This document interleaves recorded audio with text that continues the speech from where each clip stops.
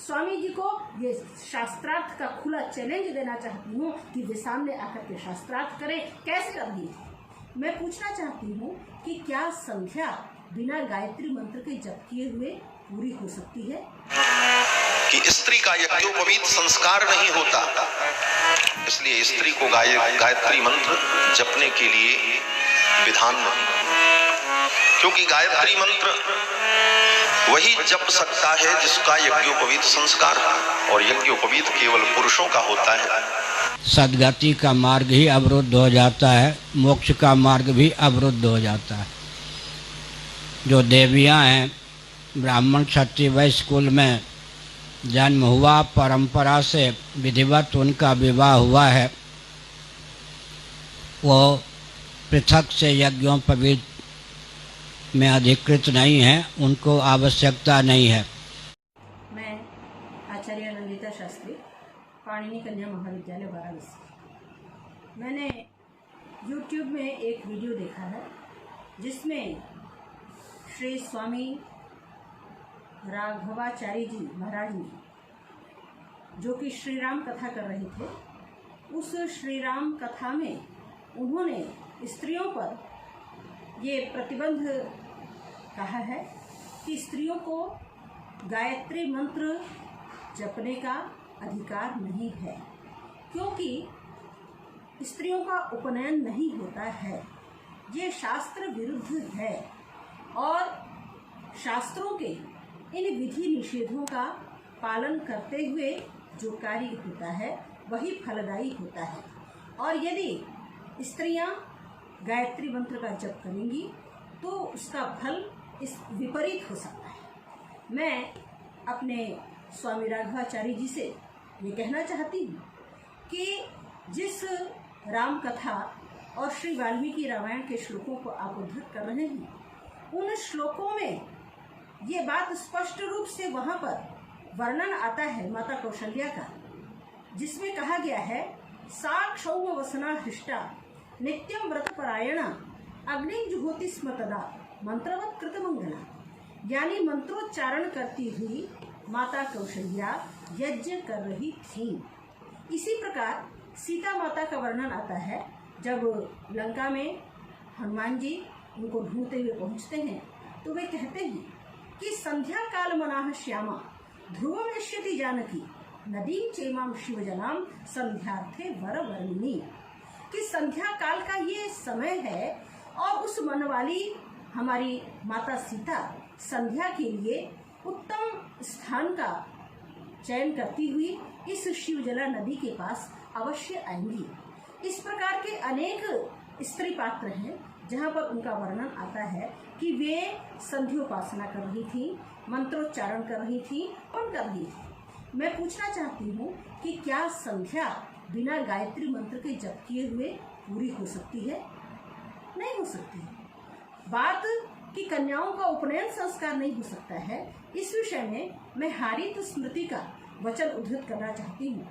उन्होंने हारित स्मृति में उन्होंने लिखा कि द्विविधा स्त्रियां दो प्रकार की हैं, ब्रह्मवादिन्यः सद्योवध्वश्च।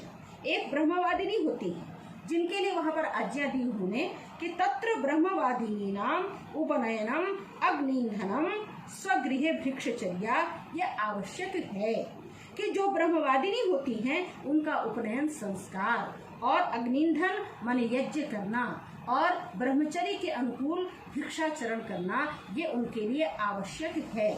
और इसी को आगे वो व्याख्या करते हुए विवाह मीमांसा में लिखते हैं कि न शूद्र समाः स्त्रियः तस्मात् छंदसा स्त्रियः संस्कार्याः न शूद्र योनौ ब्राह्मण क्षत्रिय वैश्याः जायन्ते। अर्थात स्त्रियों को शूद्र के समान नहीं बनाया जा सकता है, उनका वेद मंत्रों के साथ संस्कार करना चाहिए। यदि स्त्रियों को वेद नहीं पढ़ाया जाएगा, उपनयन संस्कार नहीं होगा, तो वो शूद्र हो जाएंगी और उनकी योनि शूद्र योनि हो जाएगी। और उस शूद्र योनि में माने स्त्रियों से उत्पन्न जो पुरुष हैं, ब्राह्मण क्षत्रिय वैश्य वर्ण हैं, वे कभी भी ये ब्राह्मण क्षत्रिय नहीं रह सकते हैं, वे सब के सब शूद्र हो जाएंगे।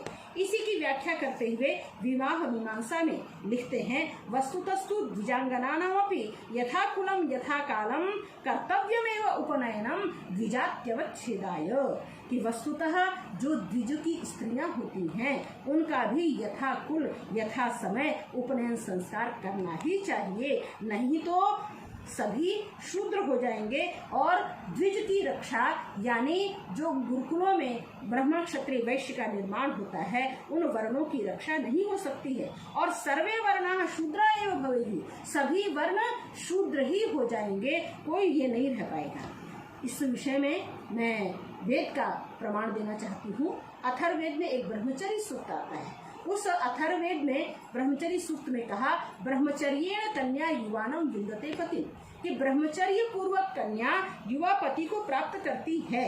इसका सायणाचार्य जी भाष्य करते हुए लिखते हैं, कन्या अकृत विवाह स्त्री ब्रह्मचर्यम चरन्ति, यानी स्त्री ब्रह्मचर्य का आचरण करती हुई ब्रह्मचर्येण वो युवा पति को प्राप्त करती है। और वहीं पर उसी प्रकरण में ब्रह्मचर्य शब्द की व्याख्या करते हुए सायणाचार्य लिखते हैं कि ब्रह्मचर्य क्या होता है। कहते हैं, ब्रह्म वेदः तदध्ययनार्थम आचर्यम आचरणीयम कर्म, यानी ब्रह्म कहते हैं वेद और उसके अध्ययन के लिए जो आचरणीय कर्म है, उपनयन आदि संस्कार और वेदारंभ संस्कार, ये सबके लिए आवश्यक हैं और नारी के लिए भी आवश्यक है, क्योंकि वो ब्रह्मचर्य का पालन करती हुई भी वो पति को प्राप्त करती है। इन स्पष्ट प्रमाणों के रहते हुए ये इस प्रकार की बातें करना, राघवाचार्य जी ने जो कहा कि शास्त्र इसमें प्रमाण है, कौन सा शास्त्र प्रमाण है? जिस वाल्मीकि को आप वेदावतार बता रहे हैं, उस वाल्मीकि रामायण में ही स्पष्ट रूप से मैंने आपको उदाहरण प्रस्तुत किया। और इसी प्रकार से वेद के अनेक मंत्र हैं जिनमें स्त्रियों को यज्ञीय कहा गया है कि बर्हि सीदन तो यज्ञिया, ये नारियां इस बर्हि यज्ञशाला में आकर के बैठे और ये इमाह, ये नारियां जो हैं यज्ञम अवतु, इस यज्ञ की रक्षा करें। और जो पंच महायज्ञ हैं जिसमें पितृयज्ञ है, अतिथि यज्ञ है, बलवेश्वर देव यज्ञ है, क्या इन यज्ञों को पुरुष करेंगे? तो यज्ञ करने का, और यज्ञ बिना उपनयन के यज्ञोपवीत संस्कार के नहीं होता है, ये जो शब्द बता रहा है। इसलिए मैं इन स्वामी जी को ये शास्त्रार्थ का खुला चैलेंज देना चाहती हूँ कि वे सामने आकर के शास्त्रार्थ करें। कैसे उन्होंने इस तरह की बात, नारियों के लिए उनका उपनयन संस्कार नहीं होता है और वे गायत्री मंत्र का जप नहीं कर सकती है, इस बात को उन्होंने कहा है। इस बात का मैं प्रतिवाद करती हूँ और उनको ललकारती हूँ शास्त्रार्थ के लिए।